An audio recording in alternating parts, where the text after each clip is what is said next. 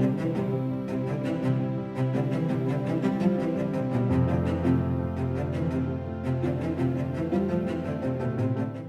I'm Debbie Statler, Editor-in-Chief of Provider Magazine with the American Healthcare Association. Today I'm joined by Dr. Scott Rifkin, founder of Real-Time Medical Systems. Real-Time improves value-based care outcomes for nursing facilities by reducing hospital readmissions and admissions, accurately managing reimbursements, detecting early signs of infectious disease, automated antibiotic surveillance, and advancing care coordination through post-acute data transparency. Welcome, Dr. Rifkin. Well, thank you. Appreciate you having me. Well, let's jump right in. Explain to us CMS's goal of having all Medicare patients in a value-based care program. Sure. So think about this for a minute. We've been under a fee-for-service system for many, many years now. It has not served the industry well. Okay. And here's what I mean by that. We've encouraged volume. We haven't encouraged, or they haven't encouraged outcomes. And we've all focused on volume. We focused on, how many days we could get of a patient in skilled care and those sorts of things. But it hasn't created confidence in the consumer because the outcomes haven't been great. And and what's the worst thing for the industry? We go to Washington, we go to our state capitals, we ask for more funding. And it's so easy to beat up on nursing homes because in the minds of the public, the quality of care in nursing homes is not great. That's what the public believes. We may not want to admit that, but that's what the public believes. When the pandemic hit, it hit the nursing homes hardest. And they didn't, the public didn't say, well, these are people in congregate housing where the odds of getting COVID were much higher and they're frail and sick from the beginning. They said, those are terrible nursing homes where people died because the care wasn't great. That was what the public believed. The whole idea of value-based care is to change what we get rewarded for, and that's better outcomes. And better outcomes will lead to a better feeling amongst the community on how we're doing. Politicians will treat us better. And most importantly, the care will be better when we incentivize these things. It is really well known that 70% of the admissions we send from a nursing home to the hospital are preventable. There's been lots of studies on that. And every ISNP program in the country, whether it's provider partners or Optum or whatever, they're all getting 50, 60% of those admissions out of the program by adding nurse practitioners, by adding data mining, by adding other things. And so it is really doable. And so the real question for CMS is the real issue is they finally figured it out. It took them 30 or 40 years or whatever it was.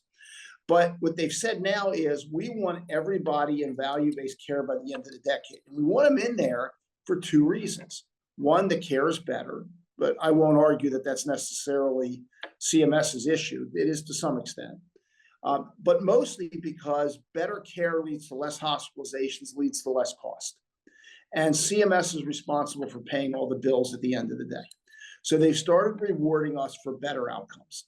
And if we're willing to make an investment in better outcomes, we can share in the savings created by reducing hospital days, which is a truly new revenue stream for nursing homes. So CMS has been very clear that they want everybody in by the end of the decade.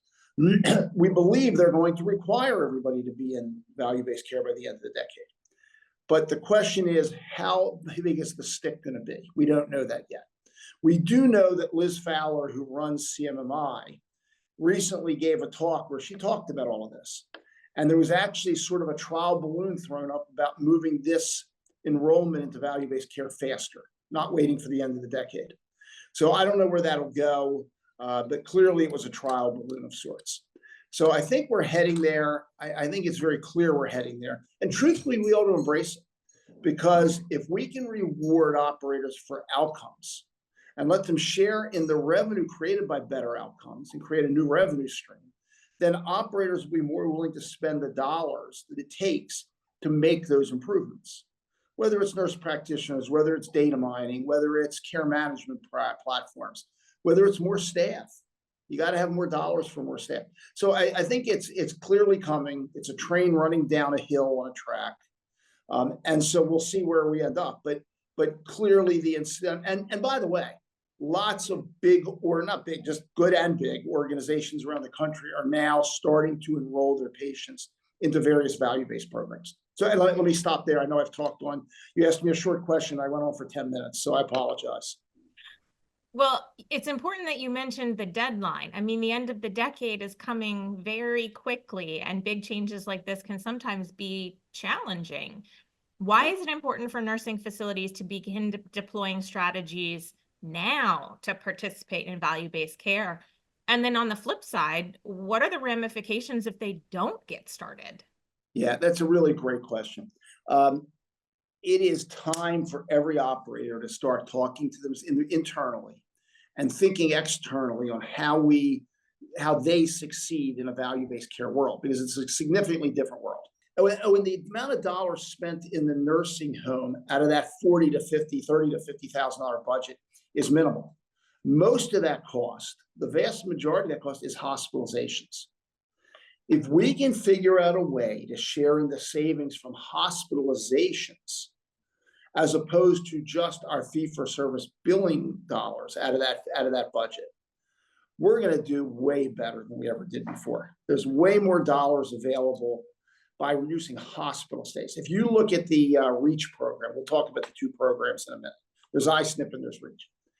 In the REACH program, where you earn dollars as an as an operator of a nursing facility, is off a revenue stream that was never open to you before, which is the savings in a hospital, on the hospital side costs. You might have shared in the savings on the nursing home costs, maybe in a program. But if you save $20,000 in the hospital costs and you get 10,000 of those dollars across multiple patients, that's a big deal. That's a huge new revenue stream that we've never seen before in this industry. And groups that do REACH, particularly, and iSNP, and I'm involved in those programs, will share 30, 40, 50% of that savings with an operator. So it makes sense to start training our people how to succeed in that world. And we can talk about what that takes, and I think that's one of your future questions. The flip side, what was the flip side of what happens if they don't? Okay. If they don't do these things, you're going to get into 2027 and 2028. The REACH program that today is just starting is going to be half the patients in nursing homes in 2 to 3 years. It's that nice of a program.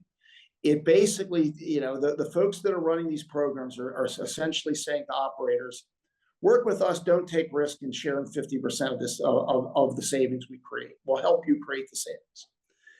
That's a huge upside. If you don't prepare, you're not going to be in those programs. You're not going to share in those savings. And since the fee-for-service piece is going to get pushed out, where are you going to be? Okay. If I'm I had a meeting yesterday with the head of one of the most famous hospitals in the world. I'm here in Baltimore. That's as much as I want to say. But with the head, but with the dean and the head of the hospital. And among the topics were nursing homes and how do we get our patients to be taken by the nursing homes? And the hospital people are under the wrong impression. They believe the problem of getting people out of their beds is because nursing homes don't have any beds. Well, that's absolute BS. We have plenty of beds. We got 20% empty beds, at least in this community. Okay. The real problem is that they're sending us patients that are more expensive than CMS wants to pay us under Medicare, under a Medicare conversion of a long-term care patient. Okay. And so the patient is going to cost us $900 a day and you're getting paid $600. And you say, well, I don't have any beds. You don't want to say no. So you say, I don't have any beds. And that filters all the way up to the CEOs of these hospitals. They are starting to figure out, they have ACOs they run in the community. They have all kinds of things they're involved with. They get graded on outcomes now too, and readmission rates, okay? They're starting to realize, and this was the topic of discussion yesterday, that they're gonna limit where they recommend. They can't limit where they send patients. If a patient wants to go to a nursing home, they can go. But they have every legal right to tell patients and their families that here are the nursing homes we recommend. Here's why we recommend them. They have better outcomes. They participate in our network. They cooperate with our care coordination efforts. They work with our ACO. Here are the ones we recommend based on the outcomes that they produce. That has a huge impact on families. And you do not want to get left out of those networks. And the way you'll get left out of them is not paying attention to these value-based outcome requirements. And what are they? They're better outcomes, lower readmissions, lower admissions, happier patients. Those are the kind of things they can now measure. And you just don't want to get left out of them. Absolutely. Those are some very compelling reasons why facilities need to move forward into value-based care. Well, you mentioned a couple of different models. Tell us about some of the different types of value-based care models available to facilities. Sure. And I'll actually break them up a little bit by type of providers of those models as well, because it changes things. So the model that we all know the most about generally is the I-SNP model, the Institutional Special Needs Plans. And an I-SNP, it's an institutional special needs plan. It is a offshoot of the Medicare Advantage program, managed care Medicare, okay?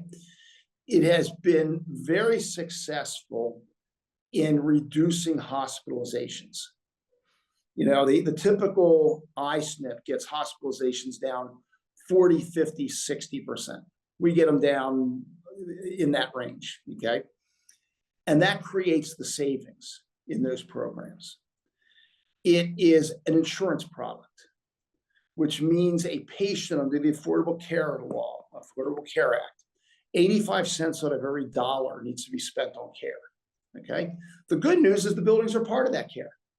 So the way these programs are typically set up is that if 85 cents out of each dollar is the care budget, and you only spend 50 cents on care, and another 10 cents on nurse practitioners and software like Real-Time and other tools you can use to reduce the admission levels, what's left between that 60% and that 85% gets shared with the operator, okay? So it's really a great program for some operators that today know that they've got a good handle on care in their buildings, know that they've got a strong administrative and nursing staff that can put programs into action. It is a great program for it. You know, we work in 7 states with I-SNP, and excuse me one second, and every one of those I-SNPs is doing well. We have a wonderful partner down in California with Creative Solutions. We have great partners all over the country, and they get tremendous outcomes and make money with the program, these groups. But if you're not prepared yet, you haven't trained your team yet, that might not be the right program for you, okay? And the reason it might not be is there's risk in that program. You're essentially in an I-SNP putting your Medicare payments at risk. If your cost of care is higher than the budget, you're putting your Medicare payments at risk, okay? Now, I will tell you, in 10 years of doing this, we've never had a single group that had to put dollars in above and beyond that, okay? But technically, it's an insurance entity, and you're participating in an insurance product, okay? So be aware that folks do have some risk on that, but there's a huge upside. And typically, the folks who get into I-SNP not only want to participate in an I-SNP, they want to own an I-SNP. The I-SNPs themselves as insurance entities that do well are valuable. They're valuable as companies. You know, in the past, operators had therapy companies and they had pharmacies and they had other stuff like that. This is the new version of that. So operators all over the country are forming up. There was just a new I-SNP created in Indiana with half of the buildings in the entire state. 240 nursing homes out of 500-ish in the state, okay? It'll be the biggest single I-SNP in the country. And more than 10,000 patients likely will end up being in that I-SNP. But it is a great program for folks who understand value-based care, understand the ups and the downside risks of value-based care, understand the value of an iSNP. It's a really great program, okay? So that's one program. And there are operators in iSNP. There's the folks at Optum. When I owned my nursing homes, I used to own 20-some nursing homes. We had Optum, and it didn't work well for us in that particular program. And if anybody wants the particulars of why, I'm happy to share them. But just say as an operator, it wasn't our best choice.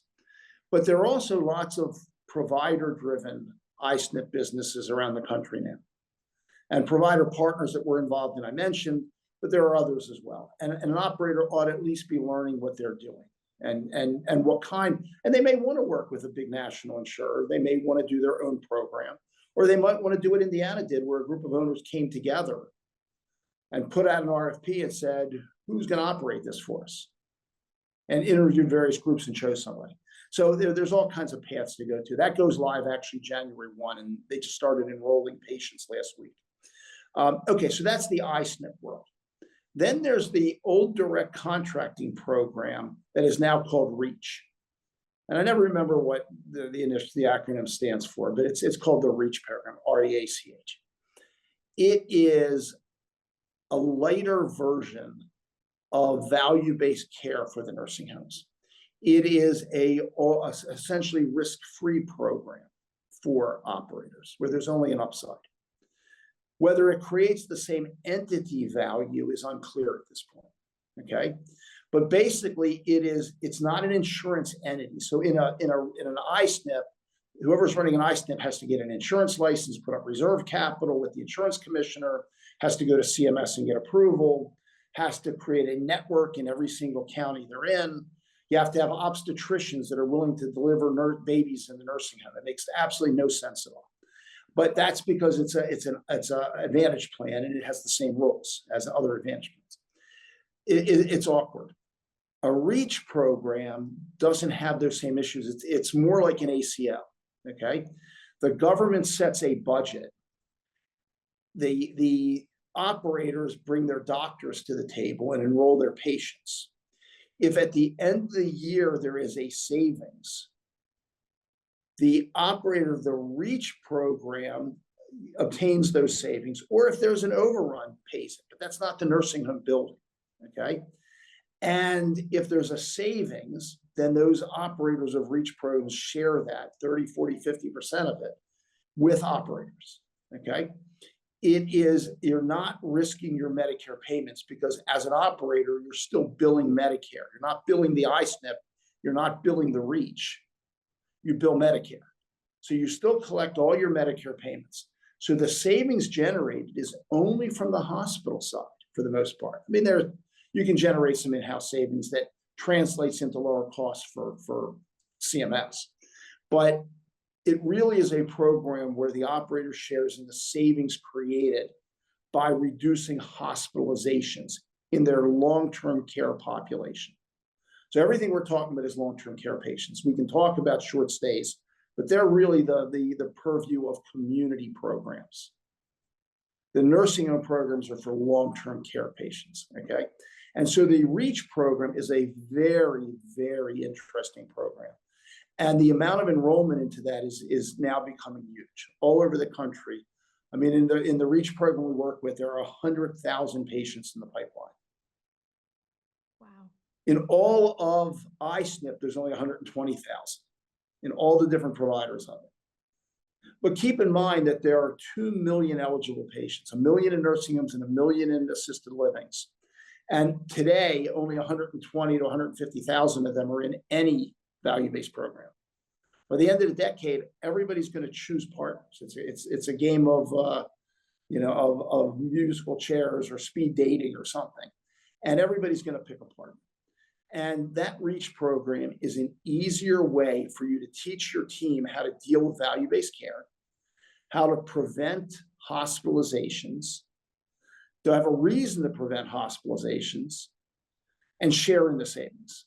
And so then the question comes up, well, if I don't send people to the emergency room as quickly as I did, I try to treat them in-house and do what I can.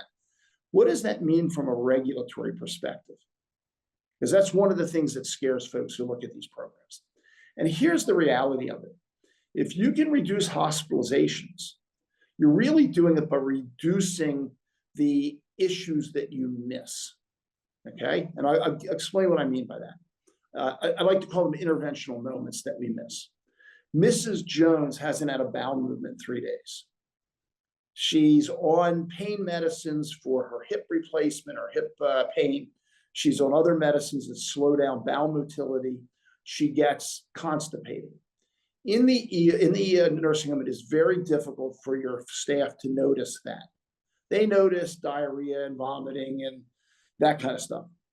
Not doing those things doesn't get noticed very well.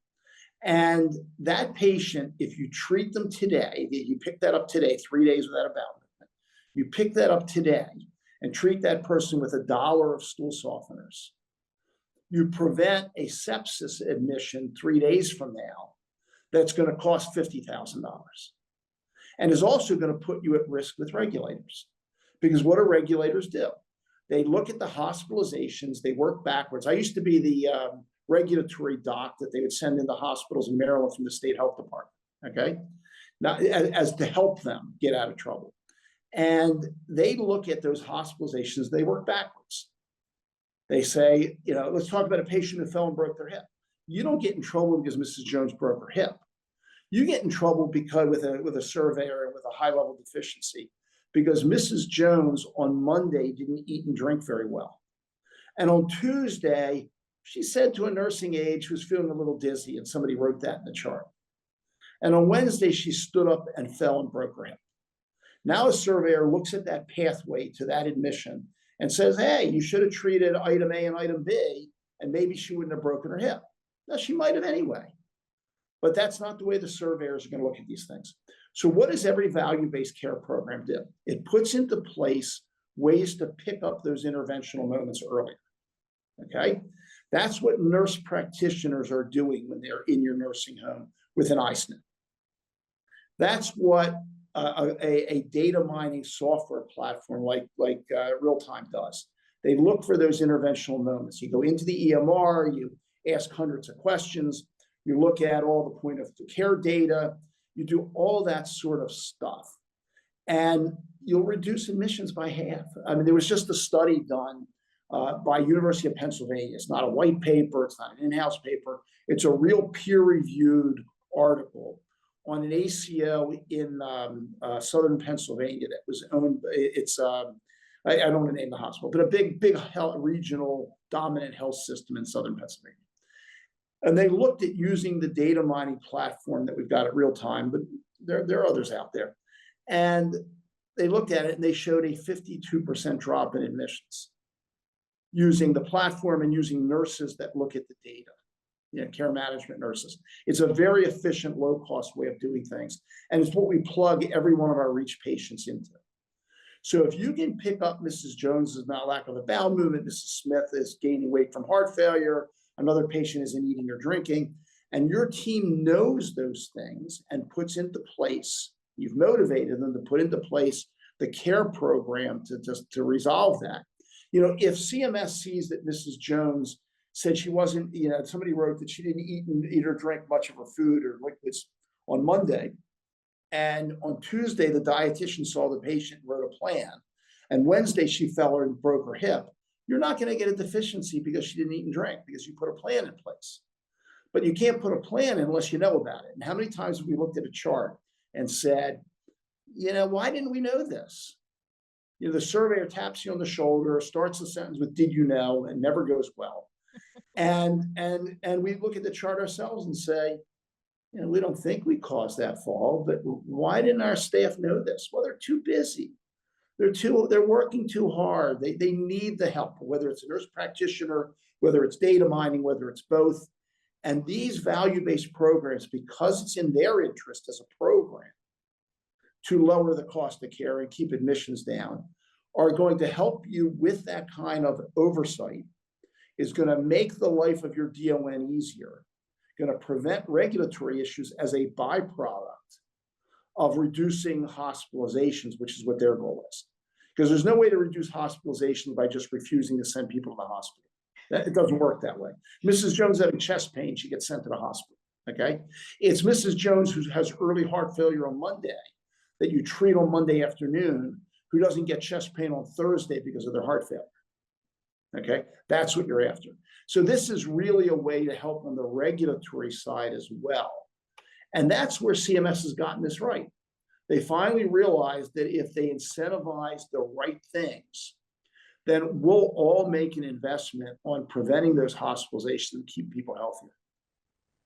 Absolutely. Well, you've mentioned some compelling results and some models that might work for folks. What's the role of real-time medical systems in helping nursing facilities succeed in this value-based care environment? Sure. So when I used to own 23 or 24 nursing homes. I had started by doing regulatory turnaround work, bought one of the facilities that was a problem, ended up growing that to 20 some facilities and 4,000 beds. And I got tired of getting tapped on the shoulder by surveyors, that did you no question. And so we hired a software engineer and we started looking at the charts and asking hundreds of questions. And we put DONs and administrators and doctors and nurse practitioners around a table. And we said, what is it we want to know every day? And how do we get somebody? We don't have people that can spend all day reading every chart every day. So what is it we want to pull out of the electronic medical record? It's great that we've gone from paper charts to electronic records. That's great. It gives us the opportunity to electronically data mine those charts that you could never have done with a paper chart. And yet, for the most part, we're not doing those things. I mean, there are some tools in the EMR, they're woefully bad, generally. And so the question is, how do we set up software to do that? So we went to the big EMR company and they turned us down.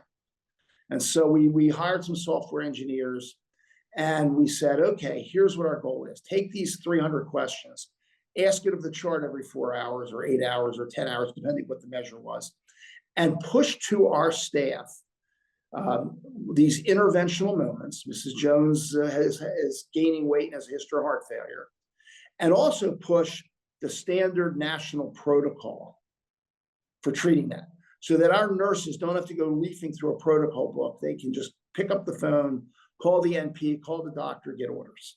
So it was an in-house project. We never thought it would go anywhere. It was just an in-house project for ourselves. And now it's in 2,500 facilities. The state of Maryland put it into every nursing home in the state. Well, they have a waivered Medicare system that incentivizes the state to do that. We work with a bunch of the QIOs. We work with big nursing home operators all over the country. We work with CVS. We work with others. And we just ask those questions. They're pretty straightforward, but it saves your team the time. It pushes it to them. There's a handheld app. They can go to their iPad and go wherever. And it's got what's called high trust certification on security, which is important as well. And so what we do is we work with ACOs, we work with health systems, we work with operators who want to do better in value-based care. And we work with our own iSNP and REACH programs that we have, that we're involved with. And that's the role of, it's how do you know what's going on in the chart? How do you find those interventional moments? How do you push that information to the right people, and what are the outcomes? When you do these programs, you drop admissions in half. And that all turns into success in value-based care. So that's our role in all that. It was an in-house project going crazy. And it now requires me to be on an airplane a lot. But it's a wonderful software package and it works very well. Well, this has been a great discussion of value-based care. And thanks for being with us today, Dr. Rifkin. Thank you so much. Appreciate it.